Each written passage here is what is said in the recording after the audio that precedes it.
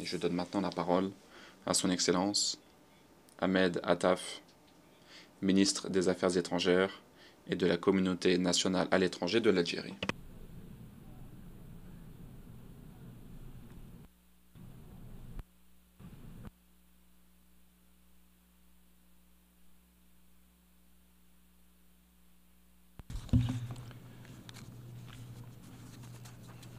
شكرا سيد الرئيس. Merci, Monsieur le Président.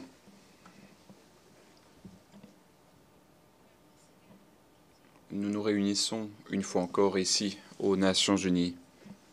Le monde se trouve à un moment charnière, un moment délicat, un moment dangereux. Nous nous trouvons à un tournant caractérisé par la multiplication des conflits, des crises, des guerres.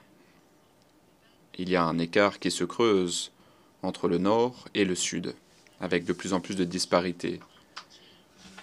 La crise climatique empire et il y a une recrudescence des risques environnementaux de différentes natures.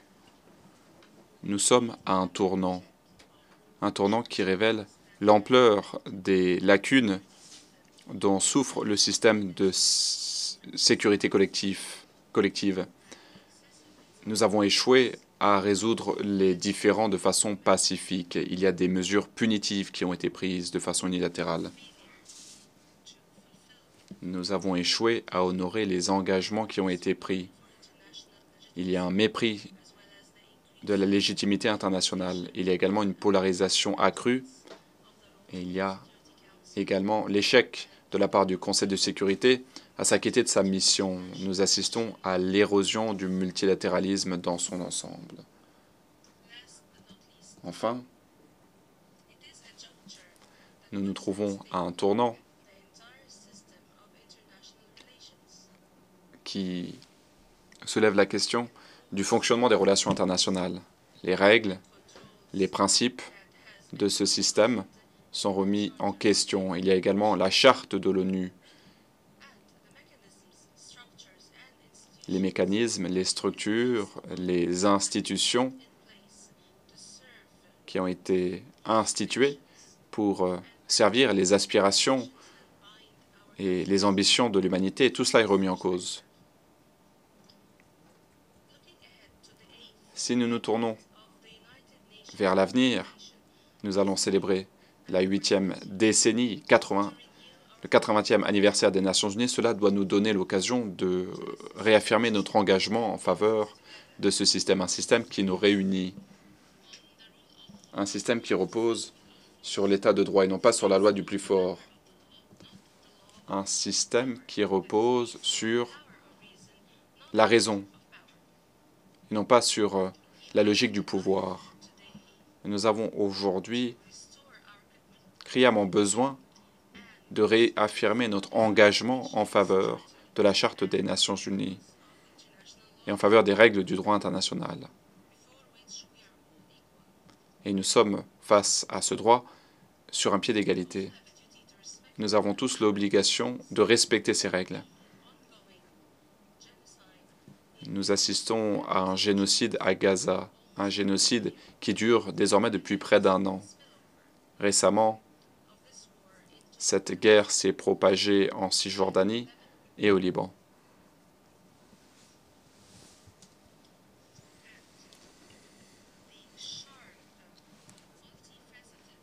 Nous assistons également à une escalade de la part d'Israël dans toute la région, sur plusieurs fronts. Et cela n'aurait pas été possible si la communauté internationale, au bon moment, avait pris une position ferme afin de forcer Israël à cesser cette occupation et cette colonisation. Il y a des mesures punitives qui ont été prises. Or, au titre du chapitre 7 de la Charte, tout cela est illégal. La communauté internationale devrait aujourd'hui se hâter de mettre un terme à l'enfer qui est infligé au peuple palestinien et libanais. Il est essentiel de contenir l'action de l'occupant israélien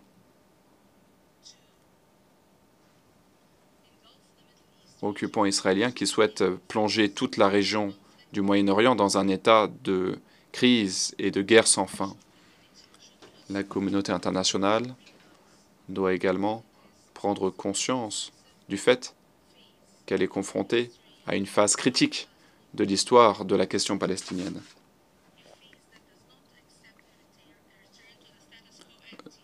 Nous ne pouvons pas accepter le retour au statu quo. Nous ne pouvons pas rester les bras croisés. Il faut soutenir le projet national palestinien. Nous ne pouvons pas procrastiner. Nous devons soutenir la création d'un État indépendant et souverain, un État palestinien. C'est la solution juste au conflit palestinien, au conflit israélo-palestinien. Depuis ce pupitre, lors des sessions précédentes, le président de la République, Abdelmajid Tebboune, a lancé un appel à l'Organisation des Nations Unies pour accélérer la reconnaissance de l'État de Palestine en tant que membre de plein droit aux Nations Unies.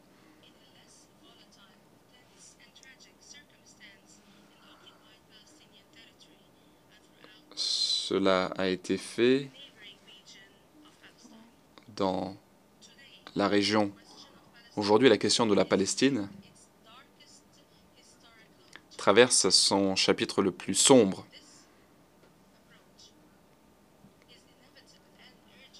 Il est essentiel de franchir cette étape. C'est urgent.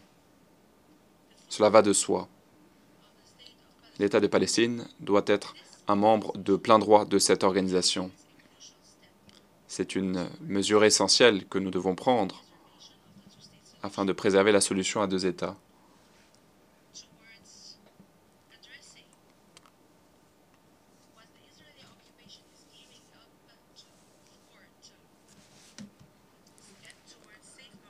Il est essentiel de résoudre ce conflit et de préserver la stabilité et la sécurité dans la région. En ce qui concerne l'évolution de la situation dans notre voisinage, eh bien, l'Algérie a des convictions fermes, à savoir que pour relever les nombreux défis auxquels font face les peuples et les États de la région, nous avons besoin du soutien de la communauté internationale. Nous avons besoin d'un engagement pour surmonter les nombreuses difficultés auxquelles nous sommes confrontés dans notre région, sur le continent africain. Cela concerne la région du Sahel notamment.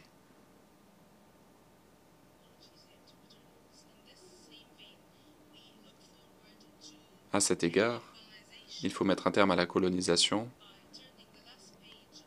Il faut tourner la page du colonialisme.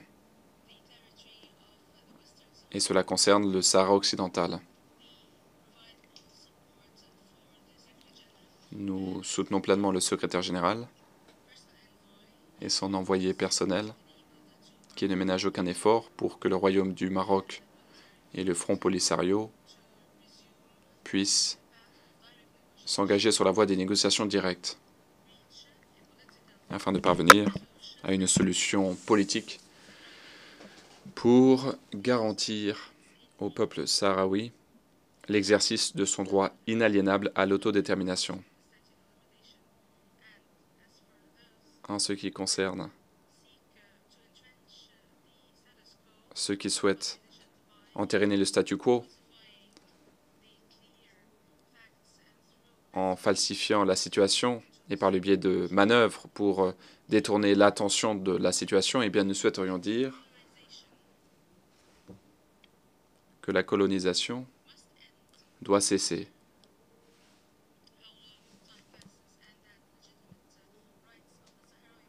Il faut respecter le droit légitime du peuple sahraoui.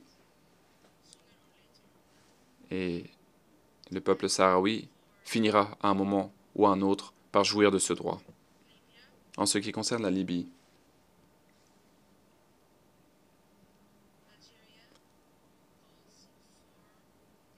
L'Algérie estime qu'il faut immédiatement mettre un terme au fléau de l'ingérence étrangère qui sème la discorde dans ce pays frère et qui alimente les conflits parmi la population. Ce n'est qu'ainsi que nos frères et sœurs de Libye pourront se réunir autour d'un consensus pour atteindre l'objectif de la réconciliation nationale et pour que le pays puisse organiser des élections libres, transparentes et équitables.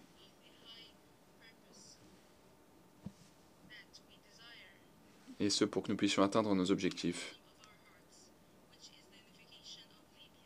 à savoir l'édification de la Libye en tant que pays, en tant que peuple, en tant que gouvernement et institution. Sur le plan continental, eh bien, l'Algérie poursuit ses efforts afin de contribuer à l'action sur le continent africain, conformément aux priorités établies par notre continent.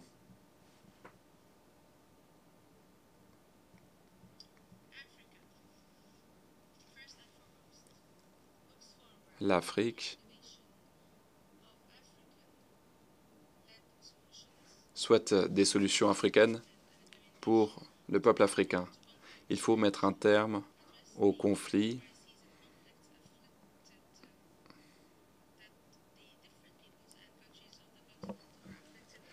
Les pays du continent sont en proie à un certain nombre de conflits. Par ailleurs, l'Afrique souhaite promouvoir le développement économique, utiliser l'intelligence artificielle, le numérique, les énergies renouvelables. Troisièmement, l'Afrique souhaite atteindre ses priorités stratégiques. Elle se situe au cœur de la réforme des institutions financières et bancaires. Il faut améliorer la représentation de l'Afrique au sein de ces institutions. Il faut entreprendre des réformes structurelles dans le domaine de la dette. Nous avons besoin d'un système financier international à même de répondre aux besoins du continent en matière de développement. Quatrièmement,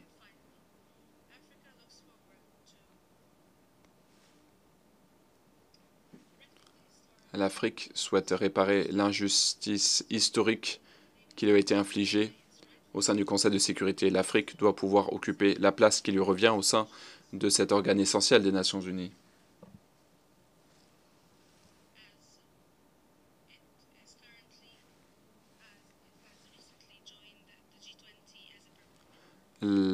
L'Union africaine est un membre permanent du G20 depuis quelque temps. L'Algérie a un engagement en la matière. L'Algérie continue de travailler pour trouver un équilibre et un partenariat qui a du sens avec ce continent dans la région du Sahel. La région du Sahel, à l'heure actuelle, se trouve dans une situation fragile. Les pays dans la région souffrent de troubles et d'une augmentation de la menace terroriste. Les pays souffrent également du manque de développement, mais également de la propagation des crises climatiques. Face à cette toile de fond, nous réitérons notre solidarité envers les peuples et les pays de la région du Sahel. Nous sommes convaincus que notre sécurité, notre stabilité et notre prospérité sont directement liés à la sécurité, à la prospérité, à la stabilité de ces pays.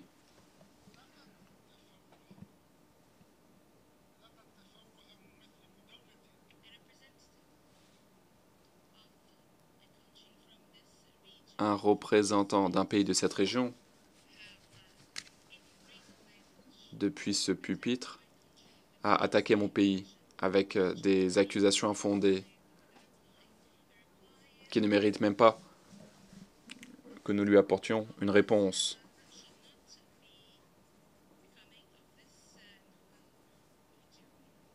De telles accusations ne devraient pas être proférées depuis ce pupitre.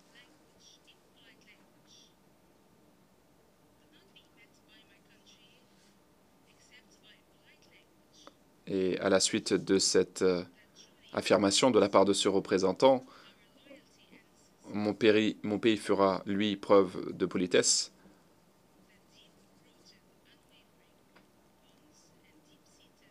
Mon pays souhaiterait dire qu'il y a des liens intenses dans la région qui ne peuvent pas être ébranlés, quelles que soient les circonstances. إرادة صلبة Mon pays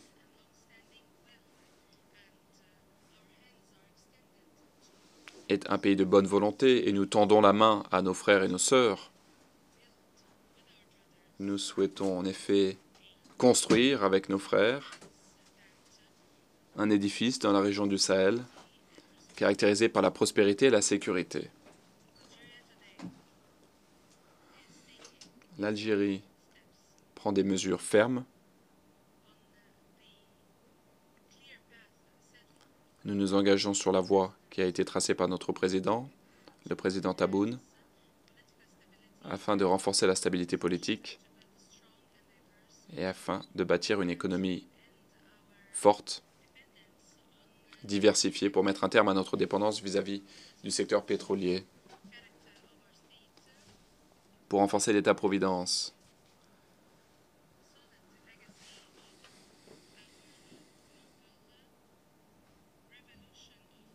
et pour honorer notre révolution de libération. Cette approche a déjà porté ses fruits, puisque nous avons consolidé la sécurité et la stabilité de notre pays. Nous avons renforcé la démocratie, notamment lors des élections présidentielles récentes. Nous avons également jeté les bases d'une renaissance économique.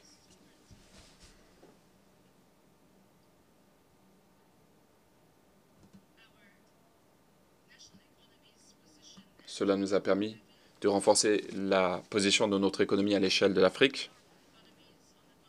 Nous faisons partie des économies les plus fortes du continent et cela a créé des débouchés et des opportunités de coopération.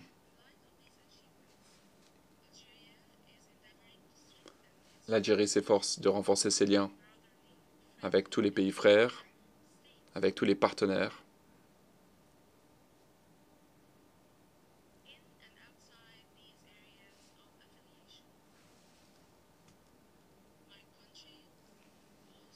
Par ailleurs, mon pays souhaite continuer à travailler étroitement avec tous les États membres des Nations Unies.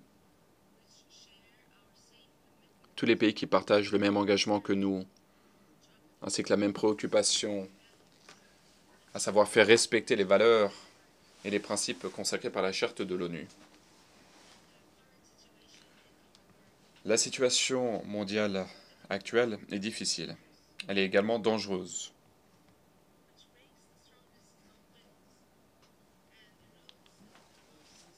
La situation actuelle peut parfois porter préjudice à la détermination, mais nous sommes convaincus que l'espoir va survivre et que nous pourrons continuer de faire preuve d'ambition.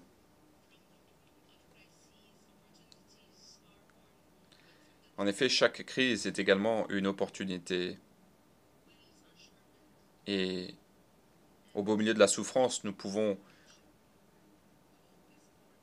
renforcer notre détermination et donner naissance à l'espoir. Et nous espérons sincèrement que nous pourrons bâtir un monde meilleur pour les générations présentes et futures. Je vous remercie. Je remercie le ministre des Affaires étrangères et de la communauté nationale à l'étranger de l'Algérie.